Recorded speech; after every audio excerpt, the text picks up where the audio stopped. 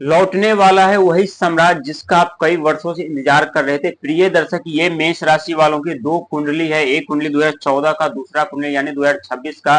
और दोनों ही कुंडली का रहस्य हम आपको देवगुरु बृहस्पति को लेकर के बताने वाले हैं, क्योंकि अभी आपके ऊपर शनि की 7.5 का पहला चरण आरंभ, और पहले चरण में बहुत ऐसे व्यक्ति हैं जिनके जीवन में बहुत बड़े परिवर्तन दस्तक दे चुके हैं, तो वहीं बहुत ऐसे व्यक्ति हैं जिनके जीवन में प्रतिबंध भी लग चुके हैं। लेकिन हम 12 साल बाद की बात हम क्यों कर रहे हैं, 12 साल पीछे हम आपको लेकर के क्यों जा रहे हैं, और 12 साल बाद आपको फिर से वही सुख सुविधा साधन कैसे मिलने वाली है, और एक एक बात हम आपको स्पष्ट से बताने वाले हैं। कहीं जाइएगा नहीं, क्योंकि ये वीडियो आपके लिए बहुत ही महत्वपूर्ण होने वाला है। और महत्वपूर्ण होने के साथ साथ 2026 में कौन सी घटना घटेगी आपके जीवन में और कहां पे आपको सावधान रहने की जरूरत है, ये भी आज हम आपको बताएंगे। प्रिय दर्शक, देवगुरु बृहस्पति जब 2014 में जब कर्क राशि में विराजमान थे, तो उनकी दृष्टि आपके चौथे घर पर पड़ रही थी। और चौथे घर जो होता है भूमि का, मकान का, जमीन जायदाद का, माता का, पिता का, बहन का घर माना जाता है। जो सुख सुविधा साधन आप प्राप्त कर रहे थे 2014 में, घर बना रहे थे, जमीन जथा ले पा रहे थे, यानी हर एक सुख सुविधा साधन आपके जीवन में था। जैसे लग रहा था कि आपका जीवन में सुख सुविधा साधन अपने चरम सीमा पर है, हर एक क्षेत्र में मान सम्मान पद प्रतिष्ठा आप प्राप्त कर रहे थे। लेकिन जैसे जैसे देवगुरु बृहस्पति का राशि परिवर्तन करते गए, वैसे वैसे आपके जीवन में कुछ ऐसी घटना घटित होना आरंभ हो गए जिस घटना से आप अनजान थे, और आपको ये मालूम नहीं था कि हमारे जीवन में अब क्या होगा और क्यों इस तरह की समस्या उत्पन्न होने लगी है। लेकिन जब कर्क राशि में उच्च के देवगुरु बृहस्पति होते हैं, वहीं से आपकी चौथे घर पर दृष्टि बनी हुई थी। लेकिन जैसे जैसे ये देवगुरु बृहस्पति राशि परिवर्तन करते गए, वैसे वैसे आपके जीवन में सुख सुविधा साधन से आप वंचित होते हुए चले गए। आपका मान सम्मान पद प्रतिष्ठा आप खोने लगे, और 12 साल का सफर तय करना आपके लिए इतना आसान नहीं था। हर एक पल हर एक सेकंड आप मौत का सामना जरूर कर पा रहे थे। लेकिन कहते हैं जिस तरह से गंगा जल पवित्र होते हैं, उसी तरह से देवगुरु बृहस्पति की दृष्टि भी शुद्ध और पवित्र होते हैं। जिस घर पे पड़ते हैं उस घर को शुद्ध और पवित्र कर देते हैं। उनकी 3 दृष्टि होती है, 5वीं, 7वीं और 9वीं, और तीनों ही दृष्टि अपने आप में एक अद्भुत और शक्तिशाली दृष्टि माने जाते हैं। 5वीं दृष्टि की हम बात करें तो 5वीं दृष्टि शिक्षा, संतान, कैरियर का माना जाता है, परिवार का माना जाता है, वाणी का माना जाता है, बुद्धि का माना जाता है। वहीं 7वीं दृष्टि की हम बात करें तो 7वीं दृष्टि साझेदारी का, पारिवारिक का, रिश्ते का घर माना जाता है।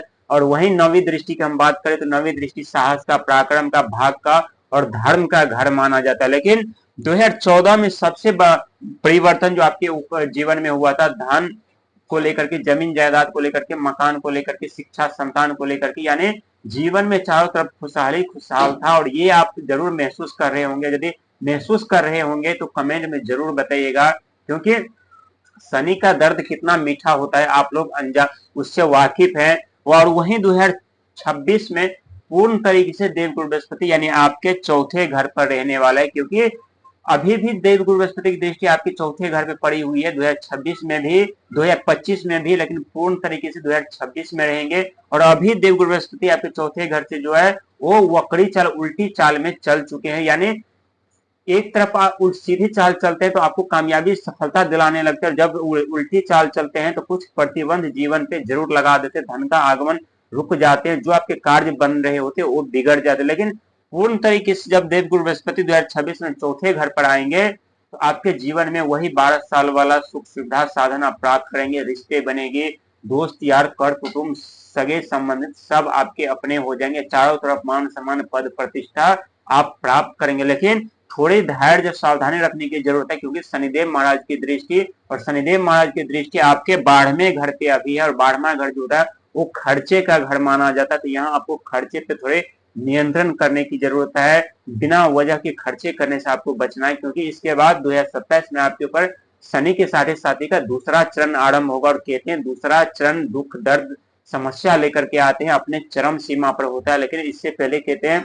कि हमारा कर्म जैसा होता है वैसे हमें फल प्रदान करते हैं शनिदेव। यदि हमारा अच्छे कर्म होते तो शनि के 7.5 में भी हम धनवान बन जाते हैं, सुख सुविधा साधन हमें प्राप्त हो जाते हैं। और वहीं जिस व्यक्ति का कर्म बुरा होता है उस व्यक्ति के जीवन में दुख दर्द पीड़ा लेकर के शनिदेव महाराज दस्तक देते हैं, उनका आगमन होता है। लेकिन शनिदेव महाराज आपके खर्चे पे विराजमान है, वहीं देव गुरु बृहस्पति आपके चौथे घर पे विराजमान रहेंगे। तो यहाँ आपको हर एक क्षेत्र में मान सम्मान पद प्रतिष्ठा सुख धन वैभव आप प्राप्त करेंगे। ये 100% सत्य साबित होने वाली है। आप यकीन करें या ना करें, क्योंकि आपके राशि के स्वामी मंगल देव होते हैं, ग्रहों के सेनापति।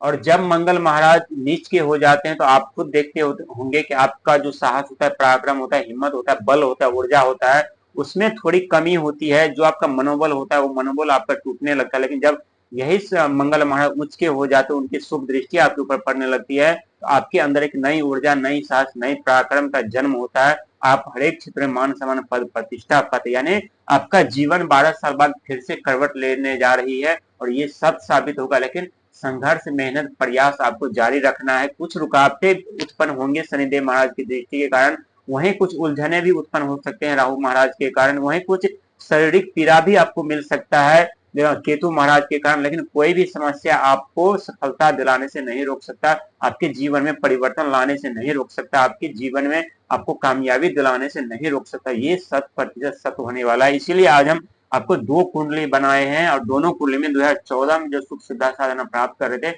वही सुख सुविधा साधना अब आपको 2026 में 12 साल बाद मिलने जा रहा है।